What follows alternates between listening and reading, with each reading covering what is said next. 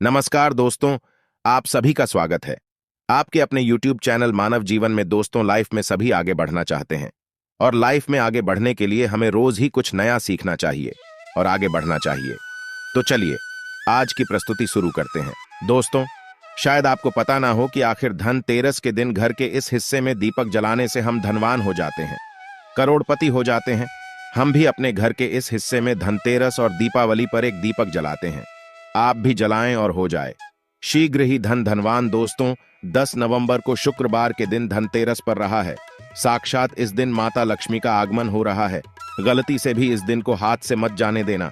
शुक्रवार की साक्षात माता लक्ष्मी को धरती लोक पर खींच लाती है और भक्तों की पीड़ा माता को शांत करनी ही पड़ती है। शुक्रवार की धनतेरस अत्यंत लाभ और संजोग की वजह से आती है। साथ ही साथ मैं आप लोगों को एक ऐसी गुप्त जगह में दीपक जलाने की बात बताऊंगा जिस जगह में यदि आप 5 दिन तक दीपक जला लेते हैं तो साक्षात मां लक्ष्मी आपके घर में आ जाती है। न चाहते हुए भी आपकी सेवा भाव को देखकर कि मां लक्ष्मी को यदि उस जगह पर 5 दिन तक दीपक जला दें तो आना पड़ता है। कंगाली, आपकी गरीबी, आपके जीवन में चल रही परेशानी, कष्ट एवं कोर्ट कचहरी के मामले चल रहे हो, उसे भी दूर करना पड़ता है। वीडियो ध्यान से देखना, तब आपको समझ में आएगा। देखिए, देश के अधिकांश भागों में यम के नाम पर दीपदान करने की परंपरा है। तो देखिए, दीपावली के 2 दिन पूर्व धनवंतरी त्रयोदशी के यह काल में मिट्टी का कोहरा दीपक लेकर के आते हैं। इसमें तिल का तेल डालकर के नई रुई की बत्ती रखते हैं, या फिर आपके समर्थन अनुसार, जैसे कि तिल का तेल है, या फिर फली का तेल है, या फिर सरसों का तेल है, या फिर हो सके तो आप जो है का दीपक भी जला सकती हैं। तो आप अपने समर्थन अनुसार दीपक जलते हैं।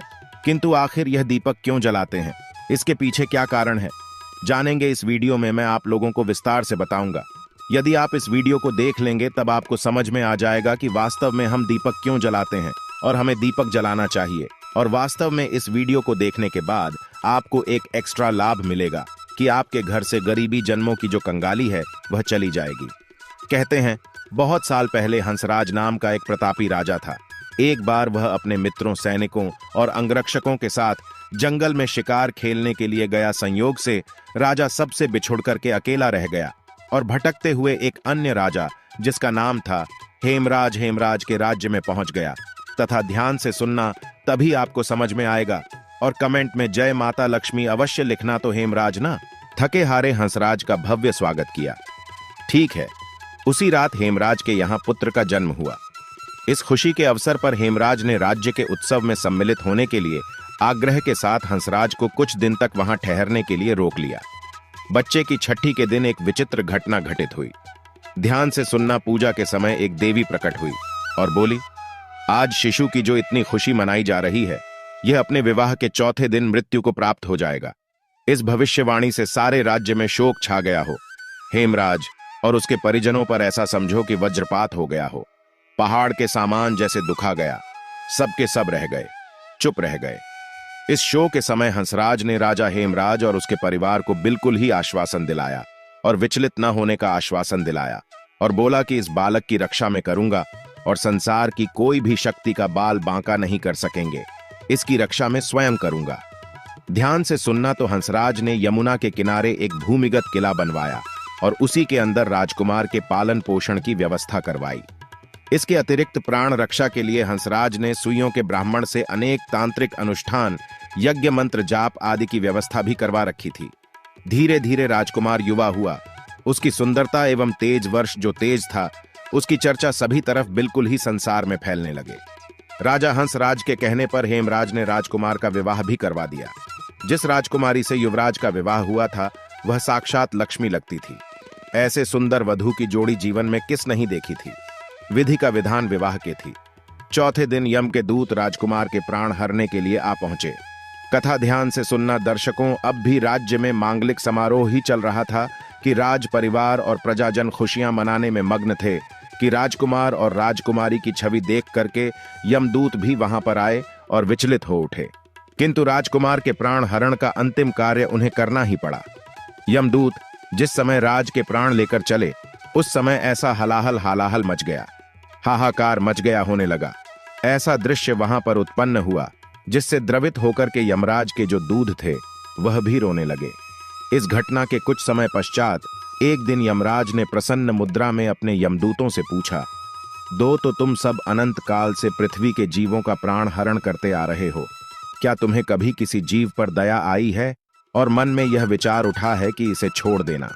आइए ध्यान से। तो दर्शकों, यम के दूत एक दूसरे का मुंह देखने लगे और यमराज ने उनके संकोच को भांप कर उन्हें उत्साहित किया, जिसको मत यदि ऐसा प्रसंग आया है तो निर्भर होकर के थे। यमदूतों बताओ। इस पर एक दूत ने सिर झुका करके निवेदन किया। यमराज से मृत्यु के देवता यमराज से बोले, ऐसा प्रसंग तो काम ही आता है स्वामी, किंतु एक घटना अवश्य हुई है जिसकी स्मृति मुझे आज भी विचलित कर देती है। यह कहते हुए जो यम के दूत थे, उन्होंने हेमराज के पुत्र की प्राण हरण की संपूर्ण घटना यमराज को बताया। इस दुखद प्रसंग यमराज भी विचलित हो उठे और इसे लक्ष्य करके ध्यान से सुनना, इसका लक्ष्य करके दूध बोला कि नाथ, ध्यान से सुनना, क्या कोई ऐसा उपाय नहीं जिस उपाय से अकाल मृत्यु से प्राणियों को छुटकारा मिल जाए और मृत्यु के देवता यमराज जो ब्रांड हटे हैं इससे बच सके? तो इस पर यमराज ने कहा, जीवन और मृत्यु यह सृष्टि का अटल नियम है तथा इसे बदला नहीं जा सकता है। किंतु यमराज ने कहा कि धनतेरस को पूरे दिन का व्रत और यमुना में धनवंतरी और यम का पूजन दरअसल काल मृत्यु से बचाव कर सकता है। किंतु यदि यह संभव न हो तो फिर संध्या के समय घर के प्रवेश द्वार पर यम के नाम का एक दीपक, ध्यान से सुनना, यम के नाम का एक दीपक प्रज्वलित अवश्य करना चाहिए।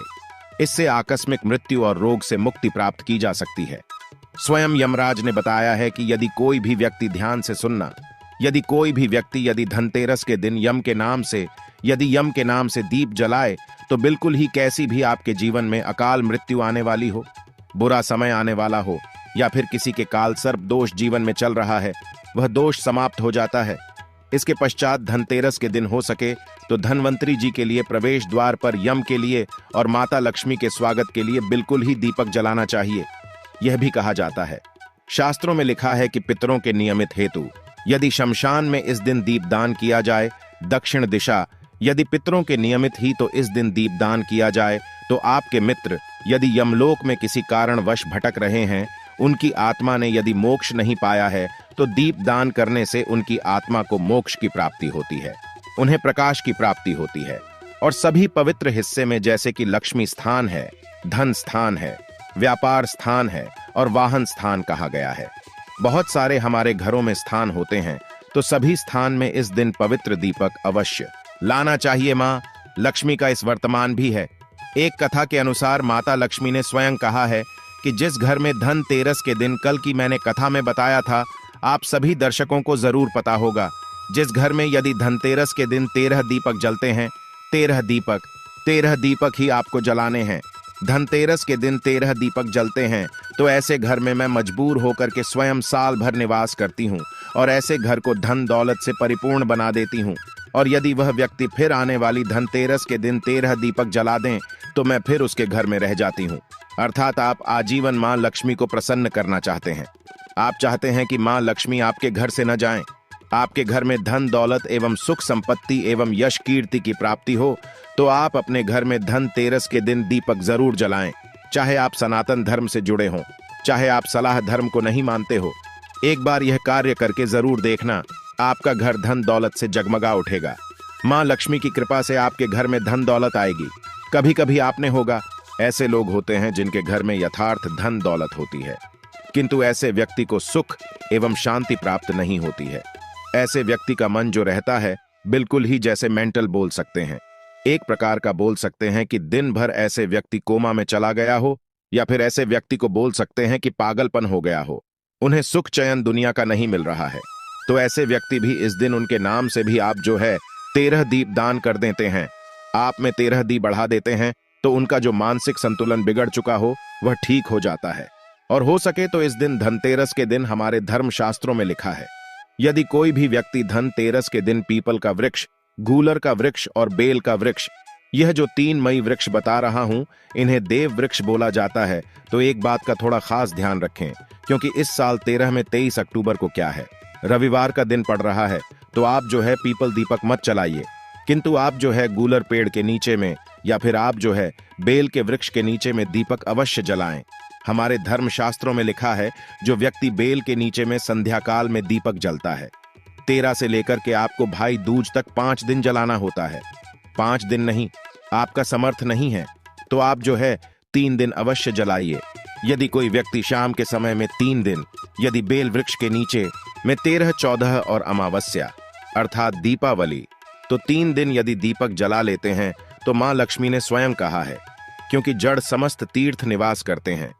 बेल के माता कात्यायनी इनके पत्ते में निवास करती है और इनके मूल भाग में ब्रह्मा जी निवास करते हैं। इसके मध्य भाग में विष्णु तथा पेड़ के संपर्क पूर्ण हिस्से में भगवान शंकर निवास करते हैं। बेल का वृक्ष पार्वती और महालक्ष्मी का स्वरूप कहा गया है और यह साक्षात जगत पिता भगवान शंकर को इनके पत्ते चढ़ते हैं, समस्त देवी देवताओं को चढ़ते हैं।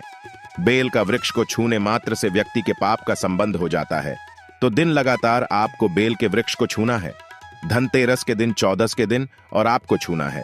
दीपावली के दिन कैसी भी आपके जीवन में कैसा भी आपके शरीर में दोष चल रहा हो, आपके जीवन में कठिनाई चल रही हो, वो सारी कठिनाइयां दूर हो जाती हैं और 3 दिन लगातार आपको दीपक अवश्य जलाना है। बेल वृक्ष के नीचे में बिल्कुल ही आप खुद देखना, मां लक्ष्मी आपके घर में आकर के आपको किसी न किसी माध्यम से धन दौलत प्रदान करेगी, चाहे आपको रोजगार देगी, यह आपको व्यवसाय के माध्यम से धन प्रदान करेगी, किंतु किसी न किसी से आपके घर में 10 दिशाओं से धन आना शुरू हो जाएगा। आशा है कि आज की इस प्रस्तुति में बताई गई जानकारी आपको अच्छे से समझ आ गई होगी। आज के लिए बस इतना ही इस वीडियो में दी गई जानकारी। अगर आपको अच्छी लगी हो तो प्लीज हमारे चैनल मानव जीवन को सब्सक्राइब करें, लाइक करें और हमारे वीडियो में अंत तक बने रहने के लिए धन्यवाद।